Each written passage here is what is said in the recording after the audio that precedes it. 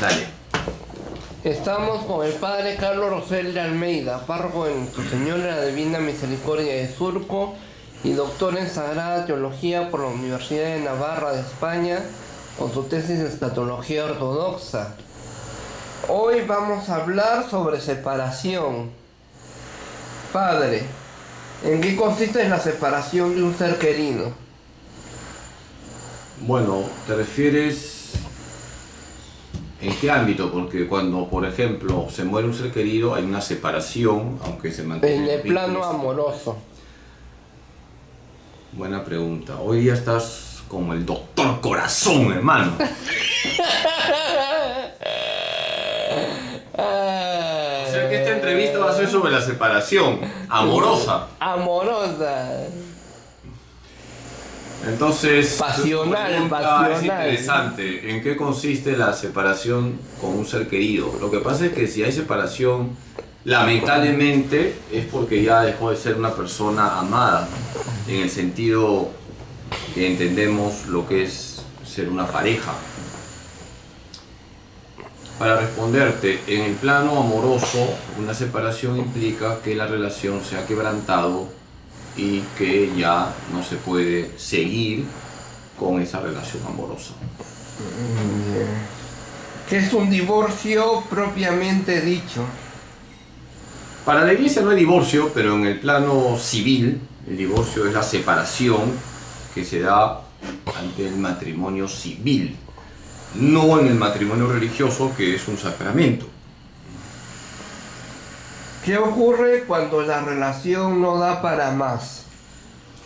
Yo creo que has tocado un punto muy importante y creo que la misma pregunta da la respuesta. Ya no da para más. ¿Cuántas veces los sacerdotes atendemos parejas donde ya ambos te dicen, padre, ya no da para más? Es decir, ya no hay amor, la convivencia se volvió un infierno. Como dicen ahora los jóvenes, la relación se volvió tóxica. Entonces, ya no se puede caminar ni un centímetro más juntos en esa relación. ¿Qué pasa cuando se ha perdido la confianza? Se ha perdido todo. Cuando la esposa desconfía del esposo, el esposo de la esposa, el enamorado de la enamorada del enamorado, ya no hay confianza. Entonces estamos ante una relación que ya está quebrantada. Porque la confianza es muy importante. De lo contrario, la vida de una pareja se vuelve un infierno. ¿Qué estará haciendo? No confío en él o en ella. ¿Qué estará haciendo? ¿Qué ocurre cuando se golpea el corazón? Las heridas del corazón hacen sufrir. Las heridas del corazón no son sanadas por una pomada. Por eso las decepciones amorosas hacen que la gente sufra. ¿Qué pasa cuando se hiere el orgullo? Tu pregunta es interesante. Sobre todo ocurre cuando la otra parte, la pareja, nos ha ofendido y nos ha humillado. Hay un amor propio ordenado. Nadie puede trapear el piso contigo. Entonces, se dan casos donde la relación se ha vuelto tan complicada y tan nefasta que una persona queda verdaderamente destrozada interiormente. ¿Qué ocurre cuando la magia y el encanto se acabó? Hay una canción de José José, El amor acaba, ¿no es cierto? No sé, yo no soy de esa época, pero es una balada muy bonita. Sí, es una balada bonita, El amor acaba. Bueno, pues, doctor corazón, si ya el amor se terminó, la relación no da para más, la vida es un infierno, ¿qué queda sino la separación? Ahora, claro, el matrimonio como sacramento no admite el divorcio, pero en algunos casos la iglesia nos dice que si ya la vida se volvió un infierno, queda la separación, siempre y cuando cada uno de los cónyuges no se meta con otra pareja. ¿Qué pasa cuando después de una desilusión ya nada vuelve a ser? Hay personas que estuvieron muy enamoradas y que lamentablemente la otra parte no correspondió. La otra parte se encargó de ser como un bombero que apagó el fuego del amor. Y bueno, podemos decir que ha destrozado ciertamente la vida de esa persona. Pero todo tiene solución, hermano, y es el momento de contemplar desde la fe lo que ocurre cuando una persona se separa, ¿no? Hay que acompañar a esa persona espiritualmente y encontrará siempre en Dios consuelo y paz. ¿Qué ocurre cuando hay un tercero en discordia? Eso es algo grave, eso es infidelidad. Y si están casados por la iglesia es adulterio. Entonces tenemos que darnos cuenta de la gravedad del pecado del adulterio. Hoy en día estamos en una sociedad permisivista, donde parece que la infidelidad se ha vuelto normal y la infidelidad es pecado grave. Y cuando hay poligamia, Peor todavía, pues hermano, ¿no? La poligamia es un desorden en la relación entre varón y mujer, es un desorden. Y por eso cuando la iglesia ha evangelizado lugares donde se vive la poligamia, lo primero que ha hecho la iglesia al anunciar a Cristo es anunciar las costumbres verdaderamente humanas, y eso implica evangelizar también el tema del matrimonio, el tema de las relaciones varón-mujer. Una de las cosas que se exigía a quien quería ser bautizado era que rompiese con la poligamia si es que estaba viviendo así. ¿qué pasa cuando hay abandono de hogar?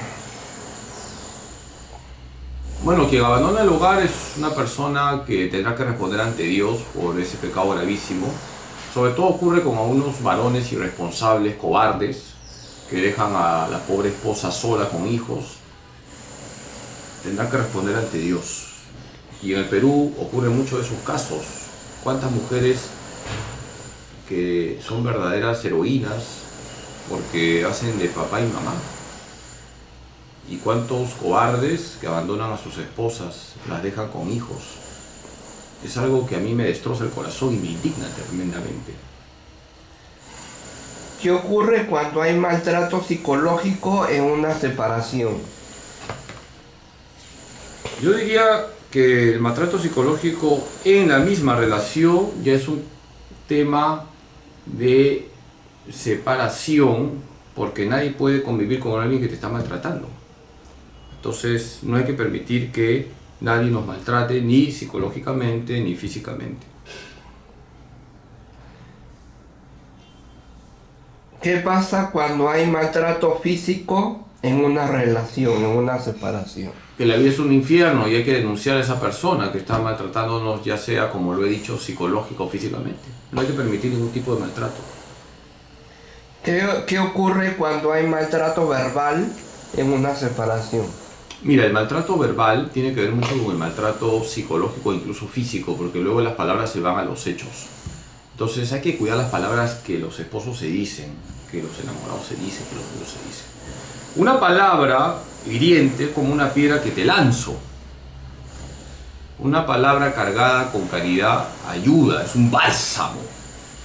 Por eso es importante que pensemos lo que vamos a decir, sobre todo en momentos donde estamos con cólera, porque podemos ser una metralleta que dispara balas, y esas balas son nuestras palabras cargadas de ira, de indignación, que puede ser explicable, ¿no? Que a una persona, a tu esposo, tu esposa, a tu novio, tu novia, a tu enamorado, tu enamorada, que se ha portado mal, les digas las cosas claras, pero hay formas. ¿Qué pasa cuando hay feminicidio en una separación? Bueno, doctor, ya sabemos que feminicidio significa asesinar a la mujer. Entonces, ¿qué es lo que pasa? Que se ha muerto la mujer y eso es un crimen, es un asesinato, es un atentado contra el quinto mandamiento. Aquí ya estamos en una situación límite. ¿Qué ocurre cuando te cuesta denunciar el maltrato y separarte? Cuando te cuesta trabajo, te duele, no lo quieres hacer pero lo haces y te cuesta denunciar el maltrato y separarte. Hay que hacerlo, sobre todo por el bien de los hijos, hay que hacerlo. ¿Me entiendes? O sea, nosotros tenemos que evitar y poner todos los medios para que el hogar se vuelva un infierno. Entonces, pienso sobre todo en las mujeres, ¿no? Si el esposo es borracho, mujeriego, maltratador, no hay que esperar ni un día más, ya hay que poner los medios, separación, denuncias, etc. ¿Qué pasa cuando un vicio o una adicción contribuye a una separación? Mira, doctor, nadie puede convivir con un adicto, con un ludópata. Eso también vuelve el hogar un infierno. El alcohol, las drogas, el casino.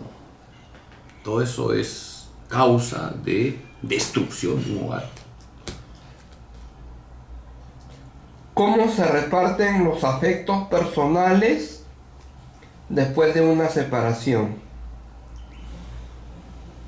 Mira, hay un criterio. Primero Dios,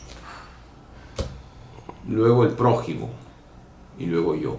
Sí, él, tú, yo. El Dios siempre primero. Dios es el que sana las heridas. Luego el prójimo, ¿no? Los hijos, por ejemplo, ¿no? Ya ha muerto el amor con la pareja, el amor se acabó, pero están los hijos. Y una mamá siempre ama a sus hijos, un papá siempre ama a sus hijos. Y entonces así el afecto se va de alguna manera distribuyendo, ¿no? Ya no se ama al esposo o a la esposa porque la relación se volvió insoportable, pero están los hijos, primero Dios, por supuesto. ¿Qué se puede hacer con los recuerdos acumulados de una relación después de una separación? ¿Recuerdos buenos o malos? De todo tipo. En la anterior pregunta eran los afectos personales, los objetos, pero ahora te estoy hablando de los recuerdos, de las vivencias, de las experiencias acumuladas en una relación después de una separación. A ver, doctor corazón, los recuerdos bonitos, mantenerlos, los recuerdos malos, purificarlos. ¿De acuerdo? Ese es el criterio. Ten buena memoria para las cosas buenas. Ten Alzheimer para las cosas malas. ¿Qué formas hay para limar asperezas y salvar una relación? Buena pregunta, doctor. Hoy día estás inspirado, ¿eh? Has tocado algo muy importante. Como sacerdote, trato siempre cuando hay una crisis en un matrimonio de buscar que ese matrimonio salga a flote. Entonces hay que buscar salvar la relación siempre. Y cuando se han puesto todos los medios y no se puede ya porque tú lo has dicho, la relación no da para más, procede la separación. Pero antes hay que poner todos los medios. ¿Qué significa? Que los dos, repito, los dos, no una parte, los dos quieran salvar la relación. Que haya una conversión de los dos. Por supuesto, la parte culpable tiene más responsabilidad y debe pedir perdón, no solamente con palabras, sino con una profunda conversión.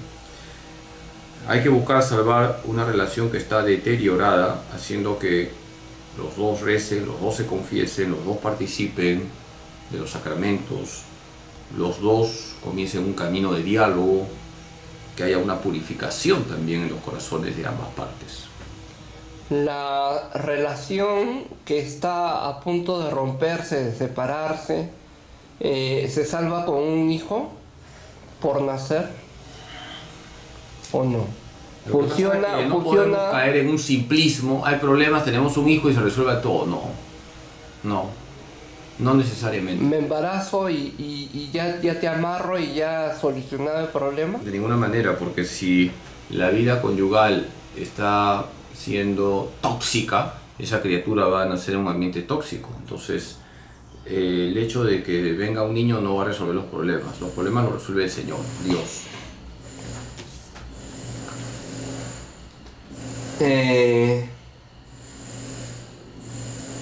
¿Cómo sé quién tiene que ceder? Lo que pasa es que no puede estar cediendo solo una parte. Habrá momentos en que ceda una parte, otros en que ceda la otra parte. No siempre se gana. Por eso el diálogo entre esposos, entre novios o entre enamorados, se hace buscando el bien mutuo. Hay que buscar el bien mutuo. Ese es el criterio. Y a veces tendré que ceder yo, otras veces cederá el otro. ¿Cómo sé que tengo que ceder? ¿Cómo sé quién tiene que ceder? Ahora, ¿cómo sé que tengo que ceder? ¿Qué es lo que... El criterio es el bien mutuo, es decir, la paz. Ahora, yo no voy a ceder en cosas pecaminosas. Yo no voy a ceder en cuestiones pecaminosas. Estamos hablando de cuestiones que pueden ser opinables y cuestiones que, bueno, pues de alguna manera no afectan la moralidad de la vida conyugal. Yo no voy a ceder en cuestiones que ofenden a Dios. Podemos ceder en algunos puntos que son opinables, en algunos puntos que son más de cuestiones de criterio, pero hay cuestiones que los dos tienen que estar de acuerdo. Por ejemplo, en que sus hijos tengan una buena educación, en que los hijos tengan valores morales, en que los hijos tengan un horario, en que los hijos vivan una disciplina, en que los hijos practiquen la fe. En eso no se puede ceder. En otras cuestiones, pues habrá que ver en ese diálogo qué cosas cedemos. ¿Cómo negocio una separación? Mira, yo no soy abogado. Si te refieres a temas legales, se tiene que buscar el bien de los hijos. Ese es un criterio, el bien de los hijos. En una separación, ¿quién tiene derecho a reclamar la custodia de los hijos? El criterio es siempre que haya un diálogo antes. Por lo general, la mamá se queda con los hijos, porque por ley natural la mamá tiene esa capacidad que trae la maternidad de acoger mejor a los hijos, más que el varón. No siempre es así, también hay excepciones. Pero por lo general es la mamá la que se queda con los hijos por cuestión de ley natural, pero eso no significa que la mamá ponga obstáculos al papá para que visite o esté con sus hijos a un tiempo. ¿Cuál es la mejor forma de pelear la patria potestad de los hijos después de una separación? Es que tu pregunta ya empieza mal. Pelear, no. Dialogar, consensuar, negociar, has dicho. Hay que evitar las peleas, hermano. Hay que buscar dialogar, inclusive cuando hay separación, para llegar a acuerdos. Y aquí vuelvo a tu pregunta de lo del ceder. Pues también habrá que ceder en ese tema, ¿no? De repente vamos a poner una semana que estén los niños con el papá, 3 semanas con la mamá. Es importante el diálogo, hermano. ¿De acuerdo? En una separación, ¿cómo se reparten los bienes? Mira, doctor, yo no soy abogado, pero tengo entendido que ya todo eso está establecido. O sea, que el tema de la conciliación tiene unos criterios. Los bienes, la mitad le corresponde siempre a la esposa, ¿no? Y para eso están las leyes. Yo creo que es cuestión de que algún especialista te lo explique más bonito, ¿no? ¿Qué pasa cuando hay bienes compartidos en una separación? Está la conciliación, pues. Está la conciliación y manteniendo lo que dice la ley, creo, repito, que es la mitad para... mitad, ¿no? Los cónyuges, hacer también una conciliación puede ayudar a ver aquellos bienes que de repente han sido registrados como propios, ¿no? ¿Qué ocurre cuando hay bienes por separado y no compartidos en una separación? Bueno, hacer bienes por separados, cada uno se queda con sus bienes pero de repente en una negociación se busca el bien de los hijos y se ve cuánto puede dar cada cónyuge a los hijos. Y cuando se da la figura de la indemnización por el agravio, el maltrato o de alguna manera el mal estado de una relación, ¿cómo es? Me supera tu pregunta, doctor. Un abogado tendría que ver ese tema, la verdad. Ya. ¿Qué pasa cuando hay robo entre esposos?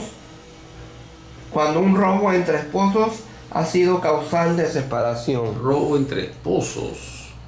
Es que entre esposos no debería haber robo porque los esposos son unidad de dos. Y la plata del esposo es plata de la esposa. Y viceversa, o sea... No debería haber robo en un matrimonio porque lo mío es tuyo, lo tuyo es mío.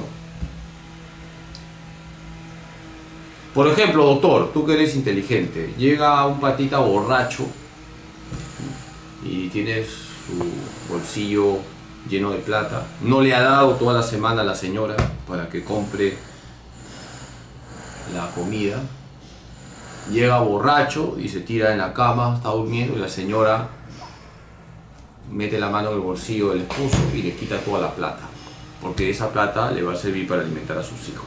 Pregunto, ¿roba o no roba? Roba. No roba, hermano, estás mal. Porque la plata de ese borracho es plata de su esposa. Ya. ¿De acuerdo? ¿Te quedó claro, no? Sí, padre. Muy bien, doctor. Doctor Corazón.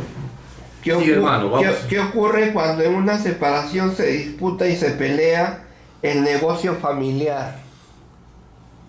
La empresa familiar. Lo que has señalado es algo también muy real. Volvamos a lo que estoy diciendo ya como dijo Rayado. Diálogo, vamos a buscar un diálogo, un consenso, vamos a sentarnos, vamos a buscar el bien de los hijos, vamos a buscar dentro de esta situación deteriorada en la que está la pareja, que los hijos tengan parte en esta repartición del negocio, ¿ya? Una separación puede ser un trauma duro para los hijos acostumbrados a ver a los papás juntos, a los padres juntos. Mira, doctor, no puede, siempre es traumática una separación, siempre. A veces más, a veces menos, pero siempre hace daño. Por eso hay que buscar salvar siempre el matrimonio. Y la iglesia sufre con tantos matrimonios rotos, matrimonios donde ya la vida conyugal no puede continuar. Y por eso sería bueno que tengas una entrevista, quizás no conmigo, con otro sacerdote, sobre lo que es el enamoramiento, el noviazgo, el matrimonio, porque todo empieza ahí, hermano. Llegan al altar parejas donde la preparación para el matrimonio ha sido nula, y no porque necesiten 40.000 charlas. Yo estoy en desacuerdo cuando gente dice, padre, pocas charlas. Las charlas no van a decidir la felicidad del matrimonio, sino la responsabilidad propia del chico, de la chica, y la forma como viven el tiempo de enamorados, de novios. Lo que pasa es que dedican ese tiempo a tener relaciones sexuales, todo lo ven sexo, y claro, pues eso también se agota, ¿no? No todo es sexo. Entonces no se preocupan de vivir santamente la etapa de enamorados, de novios, no se preocupan de acercarse a Dios, no viven correctamente esta etapa en el diálogo, conociéndose mutuamente, que no significa tener relaciones sexuales. Entonces llegan al matrimonio en una situación moral deplorable y por eso al año, 2 años, 3 años se separan. No sé pues si tú vas a programar estas entrevistas, enamorados, novios, matrimonio, te estoy dando los temas y ya tienes 3 semanas para buscar a 3 sacerdotes más capacitados que yo para que los entrevistes. No, padre, usted es el padre del amor.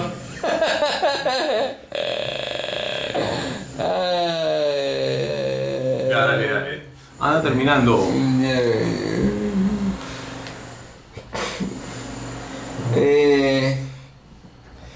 después de una separación, ¿cómo gestiono la consejería y la psicoterapia de los hijos? Mira, tu pregunta es interesante. A veces los muchachos, los niños, los adolescentes necesitan, aparte del tema espiritual, y es importante que se practique la fe porque eso es sanante, un acompañamiento también psicológico, ¿no? Porque los niños, los adolescentes van a encontrarse con una situación nueva, ya los papás se han separado y hay como una herida en el hogar. Entonces, a veces convendría un acompañamiento psicológico. Y un acompañamiento espiritual.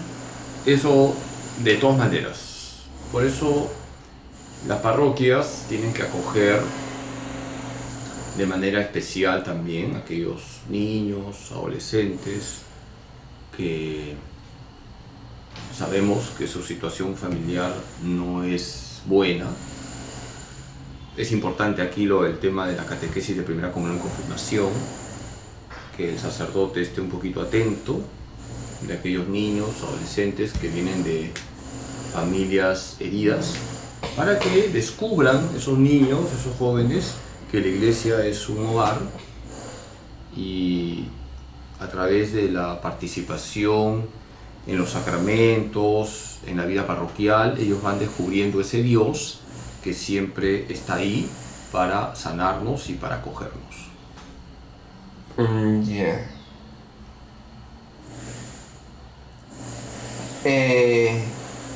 ¿Cómo se concilia una separación en la Defensoría Municipal del Niño y del Adolescente, en la DEMUNA?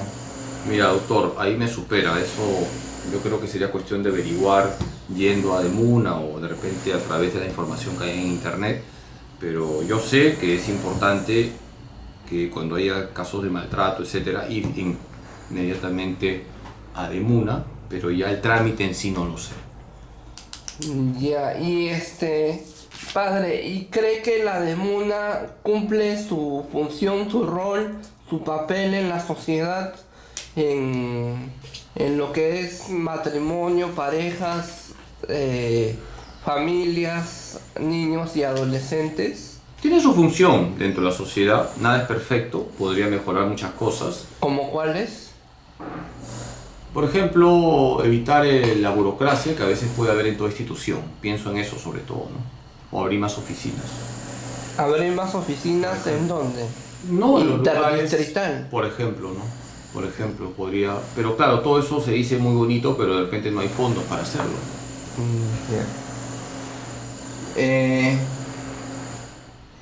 ¿Cómo se gestiona la asesoría legal en una separación?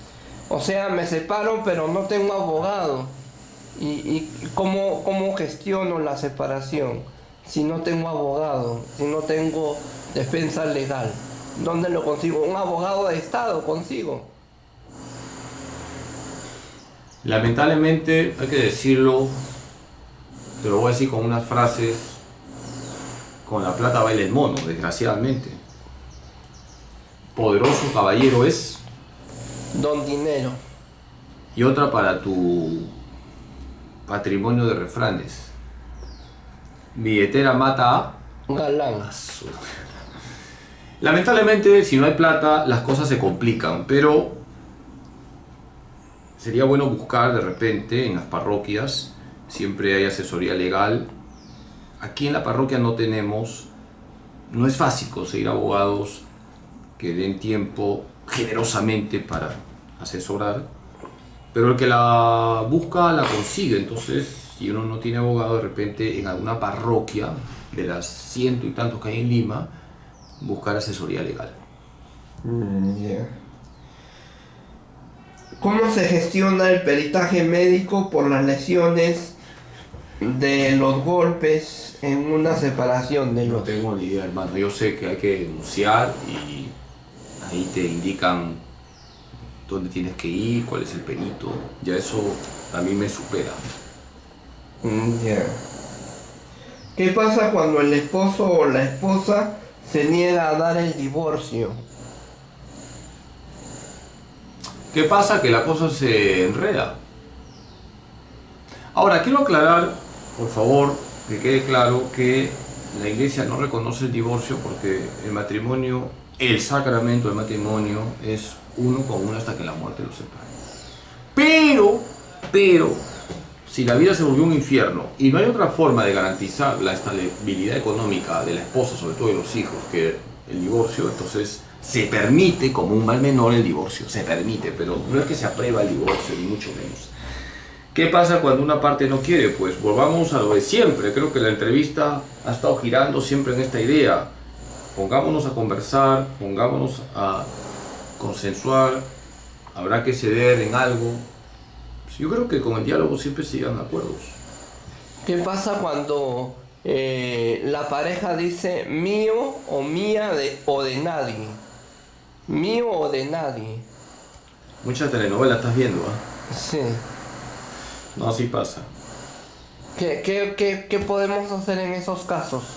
Bueno, ¿Mío o de nadie? inclusive amenazan con el suicidio, ¿no? Sí. Generalmente quien amenaza con el suicidio no se suicida, generalmente.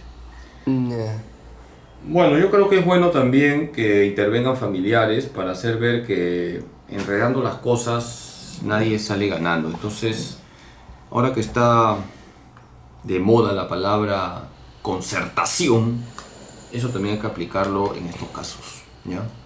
Bueno, doctor, ya anda cerrando tu entrevista. Ya, ¿qué pasa cuando los que se separan son convivientes y no esposos?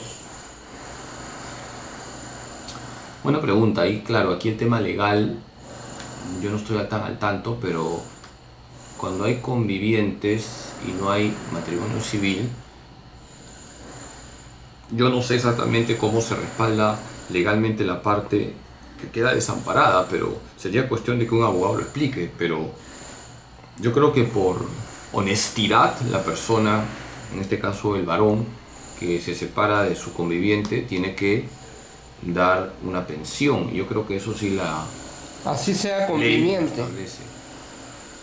Bueno, es que la mujer puede denunciarlo al patita porque es un irresponsable, le dejó con 5 hijos y la abandonó, aunque no estén casados por lo civil. Creo que las leyes ahí protegen bastante a la mujer. Ya. ¿Qué pasa cuando antes de una separación ha habido un acuerdo prenupcial previo? Pero eso es empezar mal el matrimonio, ¿no? Empezar mal el matrimonio, además hace nulo un matrimonio religioso. Casarse con la condición de que si nos va mal nos separamos. Ahí no hay matrimonio religioso, sería nulo. ¿Qué ocurre cuando después de una separación hay reconciliación? Nos separamos, pero al mes o a los 2 meses o al medio año estamos juntos de nuevo. Bendito sea Dios, pues habrá que agradecer, ¿no?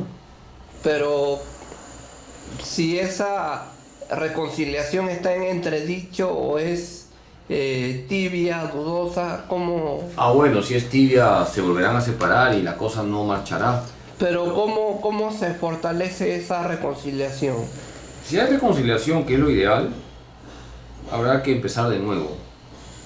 Y ese empezar de nuevo implica acompañamiento espiritual, acompañamiento humano, de repente psicológico para sanar heridas del corazón.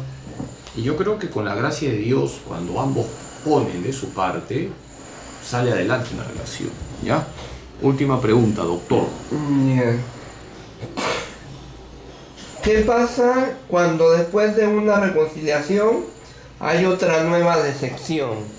Te volví a creer una y otra vez y me defraudaste. Otra decepción.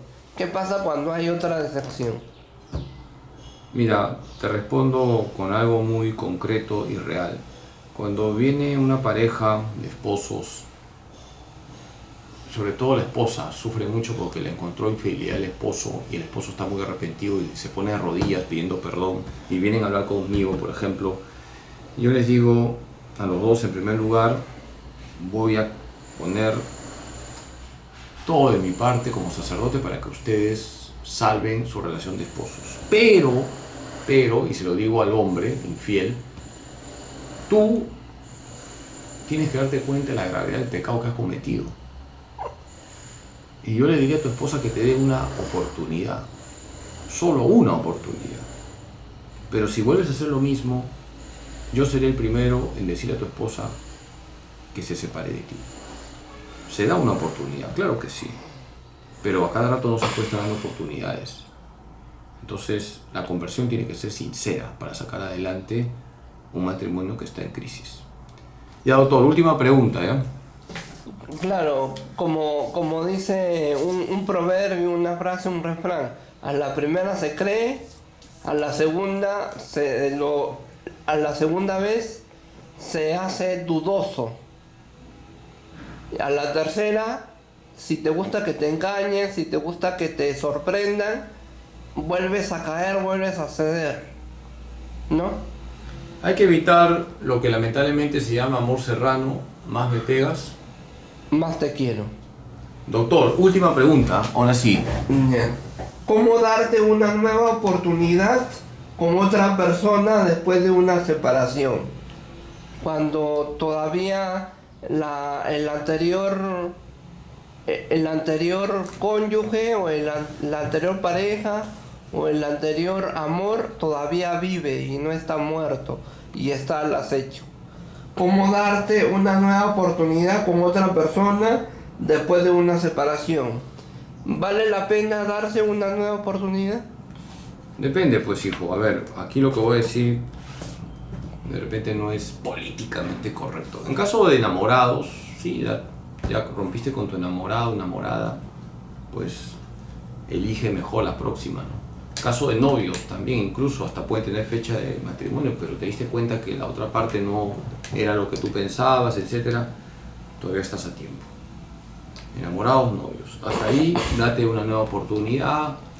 Mira, una chica me dijo algo que nunca había escuchado y es muy gracioso, a mí me pareció gracioso, aunque ella me lo dijo serio, me lo dijo de una forma muy seria. Padre, para que salga un príncipe azul tengo que besar muchos sapos. ¿Has entendido? Claro, cuando eres enamorado, novio, y ves que la cosa no funciona, pues eliges, estás en el tiempo de elección. Pero cuando viene el matrimonio religioso, ya se acabó el tiempo de elección, y si ha habido separación, ya no puedes tener otra pareja. El matrimonio como sacramento es una realidad sagrada y eso a veces no lo entendemos. Entonces hay que llegar bien preparados al matrimonio. Cuando, sobre todo en el caso de las mujeres, ¿no?, casadas por la iglesia, quedan solas porque ha habido separación, buscan al sacerdote: padre, me siento sola y quiero tener una nueva oportunidad. Pero tú estás casada por la iglesia, hija. Mira, entrégate a Dios, Jesús es el mejor esposo, tienes tus hijos, tienes tus labores como ama de casa o tienes tu trabajo, no necesitas otra pareja. ¿Quién te garantiza que la otra pareja te va a hacer feliz? ¿Quién te lo garantiza? Entonces, y con esto ya termina la entrevista, doctor Corazón. Mientras seas enamorado, novio, elegir bien, por favor, discernir. Entonces yo te invito para que estos temas que te he dado, enamorados, novios, casados, 3 temas tienes, ¿ah? Sí. Busques 3 sacerdotes que son tigres para que le expliquen mejor a la gente. Que Dios Todopoderoso te bendiga. Padre, después de esta entrevista, ¿me puede decir, se necesita realmente una pinga o una vagina para ser feliz y andar por la calle con la frente bien en alto? Bueno, pero por favor, no bajes el nivel de la entrevista, hermano. No, pero se necesita un hombre o una mujer al lado para ser feliz y sentirse completo. Ya, pero esas palabras no las voy a repetir en la entrevista. Ya, bueno, respeto a las damas. Pues, sí, sí. Ya, pide perdón de las palabras que... Ya, perdón, padre. Hermano. Ya. No, pero... Doctor, hay que utilizar palabras delicadas, ¿me entiendes? Ya. No todo es sexo, ¿de acuerdo? Con eso te respondo, ¿ya? no todo es sexo, y para arreglar tus dos expresiones desafortunadas que has dicho, infelices que has dicho, Ya. nosotros no tenemos genitales en el cerebro, ¿ya? Así que no se puede estar pensando en sexo todo el día. Bueno, doctor, relájate. Tienes la tarea de buscar 3 sacerdotes en las siguientes 3 semanas y ánimo. No, padre, con usted basta y sobra, usted lo es todo para mí. Bueno, bendiciones, ánimo.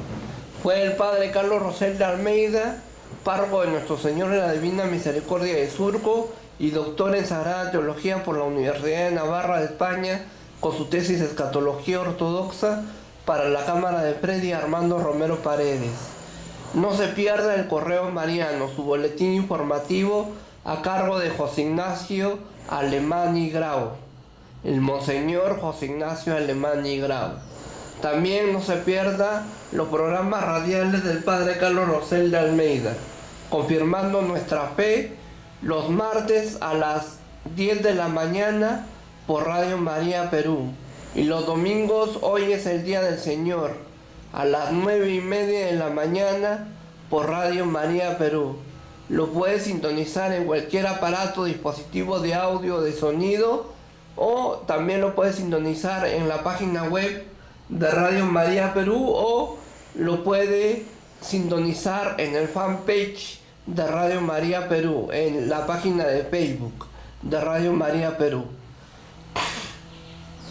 También no deje de comprar, no deje de regalar, no deje de compartir los libros del padre Carlos Rosel de Almeida: El brazo que sostuvo a Dios, Semillas de Misericordia, y los ratitos como el ratito con la Virgen María, de venta en Editorial Paulinas, en Librería San Pablo, en Librería Santa Faustina del Señor de la Divina Misericordia de Surco, en Librería Salesiana de las primeras cuadras de la Avenida Brasil.